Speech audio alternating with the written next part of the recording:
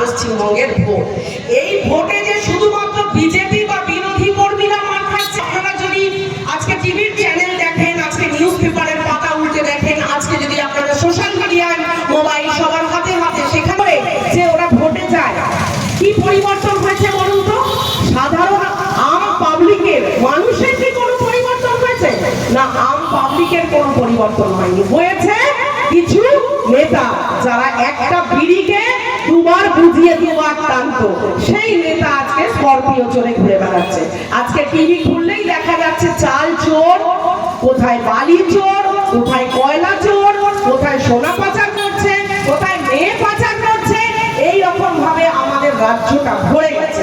আপনারা যদি পশ্চিমবঙ্গের বাইরে গিয়ে অন্য কোনো ভারতবর্ষের জায়গায়, বাঙালি হচ্ছে ভ্রমণ পিপাসু মানুষ, বাঙালি হাতে দুটো পয়সা পেলেই বাঙালি ভারতবর্ষ ঘুরতে চলে যায়। বিশেষ করে বাঙালি পুরী তো যাবেই, পুরী যাবেই বাঙালি, আর চিকিৎসার জন্য ভেলোর যাবেই, যাবে তো, যায় তো। সেখানে গিয়ে আপনারা কোনোদিন দেখেছেন যে এই রকম, ওখানেও তো মুখ্যমন্ত্রী আছে, ওখানেও তো উন্নয়ন হচ্ছে, একের পর এক শিল্প স্থাপন হচ্ছে, মানুষ খেটে খাচ্ছে, কোথাও দেখেছে রাজবার করা পোস্টারে ছেয়ে গেছে সারাটা জায়গা?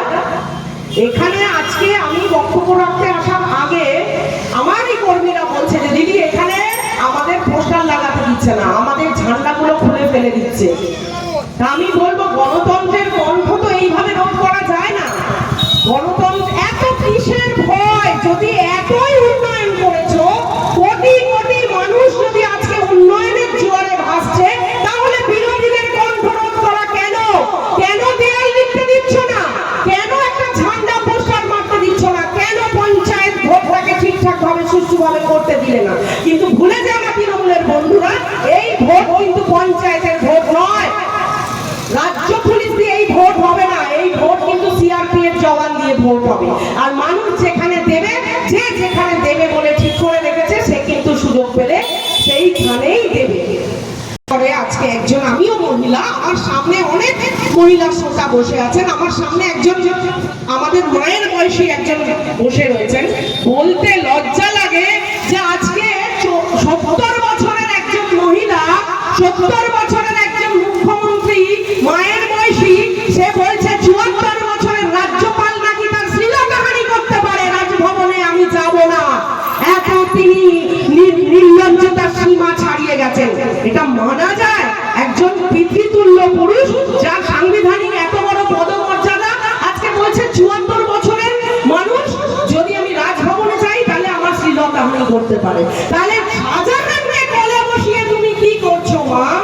শাহজাহানকে কোলে বসিয়ে তার, সে যে অন্যায় করেছে, সে যে সন্দেশখালিতে জমি কেড়ে নিয়েছে, মা বোনদের অত্যাচার করেছে, শুধু তো মা বোনদের উপর অত্যাচার করেনি, করেছে তো ভাইদের উপরে অত্যাচার। চাষের জমিতে সেখানে নোনা জল ঢুকিয়েছে, পুকুরে সেখানে ফলিডল ঢেলে মাছ মেরে দিয়েছে, পাকা ফসল সেখানে কেটে নিয়ে গেছে। ওই তাদের যখন পুলিশ অ্যারেস্ট করে, তারা যখন অ্যারেস্ট হয়, তাহলে তাদের বেল করানোর জন্য এক সেবাকার, এক দামি দামি লয়ার আমাদের ট্যাক্সের টাকায় নিয়ে এসে কখন লজ্জা করে না? তুমি মণিপুর